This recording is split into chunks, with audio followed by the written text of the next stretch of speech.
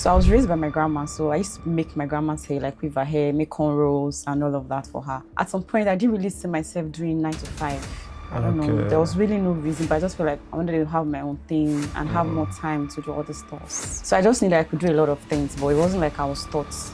So like more like I was born with the fact that I just knew I could do it. So over time, I developed on the skills. I was making hair even before I gained admission into uni. And while I was in uni there, I think I made money from hair as well, making my roommate's hair. And I would get money, cook with the same money, we all eat the food, you know, something like that. So I just knew I could do it. And so entrepreneur was just the way for me.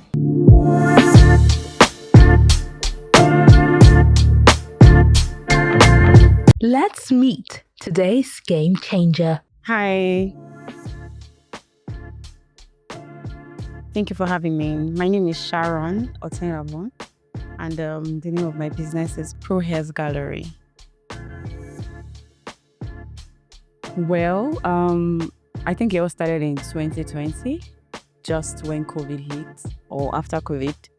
And it looks like clients didn't want to come to the salon to make their hairs anymore. And I knew that was a skill I wanted to, work really on and make money from. So I had to push myself out there. And of course, one client led to another satisfied clients, called another. So here we are.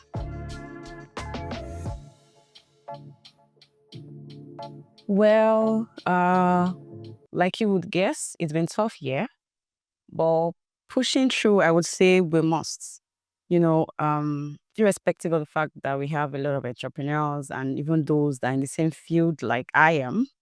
I think you just wake up every day and you know that, there are bills to be paid and so money has to be made. And the fact that the market is large, there are people everywhere and the services is needed. So you just have to put in the work.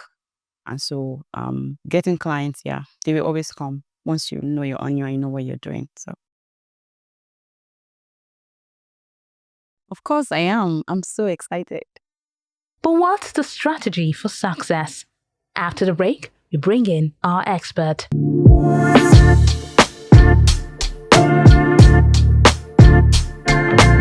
My name is Ugochukwu Umebo, but you can call me Ugo. I'm a solution creator and change maker. My company name is Igubro Digital. I help business owners make more sales and get more customers online. And today at Smart Growth Show, I'm here with Sharon. Hello, Sharon. How are you doing? Hi, I'm fine, thank you. You're looking so beautiful with this your hair. Thank you. Who styled this hair for you? I did. Are you serious? Yes. You styled it by yourself? That's wonderful. So Sharon, welcome to Smart Growth Show. Thank you. The show is all about growing your business, scaling your business, and leveling up your business. So let's meet Sharon. Okay. My name is Sharon Otenghabun. Okay. I'm from Benin, Edo State, Nigeria. That your name sounds Urugu. It actually sounds Delta, but it's Benin. I've gotten that question a lot of times, but it's Benin actually. Okay, I'm an entrepreneur, even though I had my first degree in microbiology at the prestigious University of Benin. Uniben. Yes. But I'm an entrepreneur, and my business name is Prohairsgallery. Prohairsgallery. Yes. Okay. We sell hair extensions like attachment for braiding hairs and wigs. Okay. And also we braid hair like mobile salon. No physical store at the moment. So we just get clients who wants to make their hair and we go to their homes to install the hairs for them. The house. That's wonderful. Yeah. That's great. So I want to ask, can you tell me more about Sharon? Sharon, growing up, what was your fantasy? Are you among those people that said, I want to be a lawyer, doctor, or pilot? Well, actually, growing up, I wanted to be a doctor. I wanted to read medicine. But what informed that decision was the fact that I lost my dad early. And I think one of the reasons was that he was moved from a particular hospital to another that particular night. And I think the doctors were really not on ground. So there was a lot of mishandling when it has to do with his health. And before 1, 2, 3, he passed. Nigerian factor. So that kind of, I'm like, okay, because I've always loved sciences, it just came natural for me. Yeah. So I wanted to do medicine lives. because I wanted to just help out. So, but, uni happened. I didn't get medicine, but I put in for microbiology, I think another year, and I got it. So I was still happy because I still wanted to be in the science line. So basically, yeah. So at what moment did you say that I want to become an entrepreneur? Well, I think entrepreneur kind of grew with me, or I grew with it. I don't know which of them now, but I just grew up knowing that I could do a lot of stuffs. Like I started making hair from like maybe age 7. Are you serious? Yes.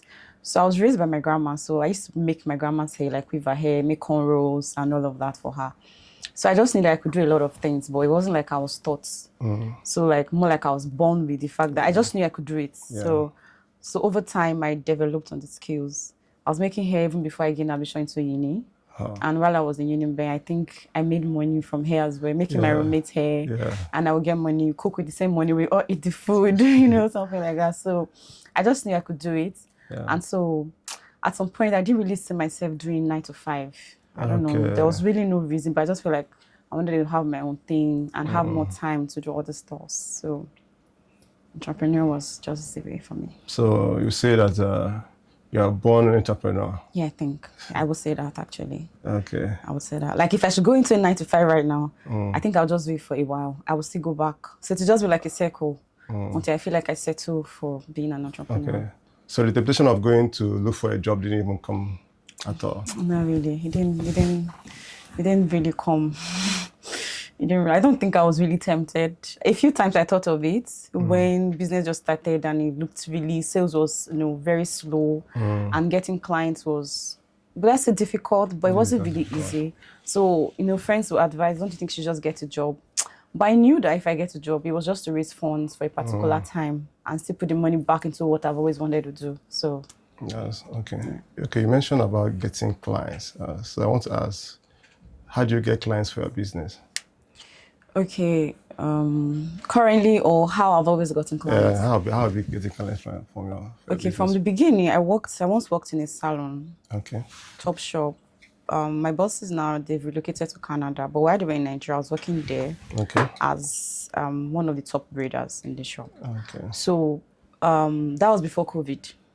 So of course when COVID, yes, of course when COVID hit, everybody went home and there was people were not going out, and it got to a point where people were actually very scared to go out, to even associate, make people's hair and all that. So it was social distancing. I think yes, it was really bad, and then business was bad for a lot of business owners. Yeah. So I could remember then we were still home and clients would come to the office and we're not around. So it got to a point they wanted to have your number directly because we're not comfortable coming to the shop. Again. And my office didn't have a plan for you doing home service as a den for clients.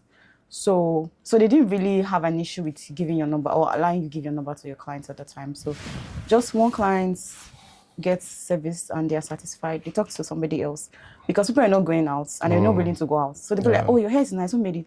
Oh, and there's this girl and da. And you just leverage on that? At some point, yes, I did, because we're not even going to the office in the first place. So they are coming to your home? Or no, I was going to their home. Okay. Yeah.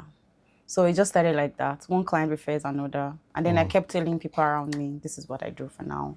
Just like that. It was slow, but it was. That's fantastic. So it's all about you having a place you worked. And that was the foundation. Yes, and also using that place to get your customer base. Yes. At least starting out. Yes. Okay, how many customers do you currently have now? I don't think I can count, like give you a figure, but I can say there's no exact number. So I have to start doing counting. Something substantial enough. Can you give us a kind of range? Say like between 15 and 20, but most of my clients have moved out of the country. 15 and 20. That was another thing. And this 15 and 20, they're always returning? Yes, most of them they return. Like how many percentage of that is this number? Say 60%. I have some clients that are consistent, but a whole lot of them have moved out of Nigeria. Okay. Yeah, so that's currently one of the challenges I'm facing. So I hear calls like, or maybe you should relocate or stuff like that, you know. But you need to look for more customers. Yes, of course. So I'm working on that. Okay. So how much do you make per your stylist when you style someone? It depends on what exactly the person is doing. The person is braiding is between 20 to 35K. Okay. So what about if you go out for home service? Yes, that's if the person is braiding, for instance. And the location determines if you are on the island here, we could do the braid for you for 30,000 naira. Because I remember one of my aunts that came back from US last December. She was at a hotel. I saw this hairstylist come in with their big bars all the time. And it also depends on the client I'm making it. So if I was to charge your auntie, I'm sure I'll, step up my price. Okay. Because of course I could have perceived that she could pay more. Okay. Yes. So there's no fixed price for everybody. Okay. What things do you think you can do to earn more money from what you're doing right now? Pushing maybe, well, I won't say maybe, like have more social media awareness. You don't have that, right? I do that, but I've not been so consistent because I kind of do everything myself. So. Okay, social media. Okay, can you tell me how much you made last year? Can you maybe The whole of last year? Well, maybe give you a figure. Gross or net? You know why I'm asking all these questions? No. If you want to scale your business, you need to know all these things. You need to know your numbers. That's the foundation of scaling your business. You need to know your numbers, how many customers you have, how much are the products or services, what you're rendering. And you should be able to tell how much you made last year. So you need to know your numbers. And if you cannot do that, it's not easy for you to scale that business because you cannot scale what you don't know, what you cannot measure. It's something that you measure, that you know that maybe I need to do this, I need to change, I need to do that. So that's why I'm asking those questions. So it's something you need to look into and begin to know how you get your customers, you know how you retain them, and you should be able to know how many customers you have. So how do you just see their contact? Do you have a way where you write their names down or something? Yes, I save. And their contact, their phone number? Yes. On your phone as a contact or separate place? On my phone, like a file where I have all their you have a kind of list or what? Yes. Do you have broadcast list? I don't know if I'll call it broadcast list, but I just have a list of the clients and... Have you thought about creating a group for your customers? Yes, okay. I have a group, but the group is not for the service-based customers. It was just for those it was a sales group for those that buy hairs, not for those that I render services to. So, talking about social media, you say you're not very active on social media. Consistent. You need to be consistent on social media. So, which platforms are you on right now? Instagram. Only Instagram? No Facebook? Facebook. You need to go Facebook. You need to go TikTok. TikTok is blowing up right now. Yeah. So you need to go there, and again, you can also leverage advertising, sponsored ads to get more customers. That's how you get more customers. Yes, I do sponsored ads. Okay, you do that. Yes. So when people see what you are doing, they should be able to say, "Oh, I like this." They'll reach out to you, and they'll become a customer. So you need to do that, and again, the issue of knowing your numbers. How do you know how much that comes into your business? Yes, I do. And the amount that goes out. Okay, you know that? Yes. That means you know your numbers somehow. That means you know your numbers somehow. So, okay, I asked that question. How can you make more money from your business? How can you develop more streams of incomes from your business? Do you have any idea? I'm not so sure. No. Okay, I think you're a hairstylist. Do you sell hairs? Yes, I do. What about the accessories? On demand, yes. I think it's... So because I don't have a physical store, so what I tend to sell for now, it's kind of limited. Like I just don't want to stock up, my house with... So whatever I sell based on order. Okay. Yes. Okay, but I think there are some things that are, you know, you use on a daily basis. That those things you can have it in a pretty number so that you can be selling them. It's not every time you need it, you order it. You need to be available. Yes, so basically what I sell is the extension itself. So what you mean by accessories now, I'm not sure what exactly you mean by accessories. So I said the hair extension itself, like what I'm wearing now, and then for braids as well. So that's what I sell. What I mean by accessories, the things that helps you to fix the head now, to fix the hair. Basically, just said the wigs. They're already made. Okay. You say and wear. Okay, so I think you can say more of the accessories, the hair, and also, is there any other way you can make people to buy what you're selling? Is there any other offer you can come up with? Because, you know, in business, what you're doing now, a lot of people are doing it. Like 1,000 people are doing it. So how do you now stand out? So if you want to scale your business, you need to think of how to stand out. How will somebody leave the other person to come to you? So do you have any idea on what you can do to your business to make it stand out? Well, I give premium services. Like I give services that are very satisfactory. How will someone know that you give a premium service? Somebody that has not met you before.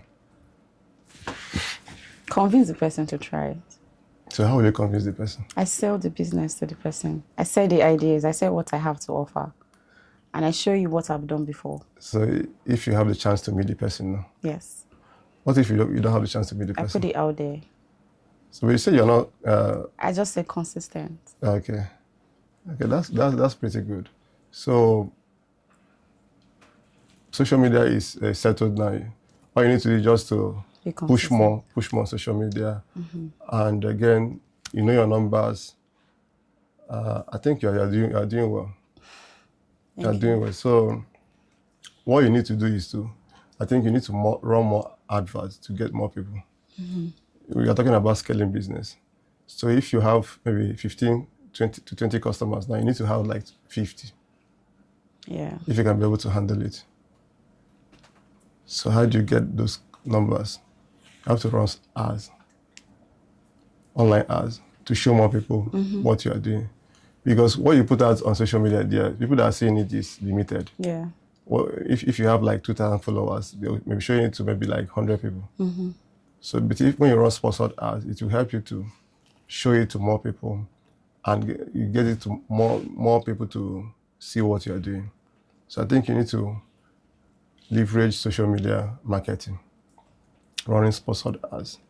So with that, it will help you in scaling up. And also TikTok. TikTok is doing well, very well. And also run ads too. With small money like 1,000, 2,000, you can initiate an ad that will get more people to see what you're doing. So that's another thing you need to do to scale your business. Okay. So I think we are good. Do you have any question to ask? No, I don't think I have questions. Okay. Thank you for coming to the show. You so I hope much. you have gotten something that you apply in your business to scale your business. And run more ads. Good to have you. Yeah, thank you.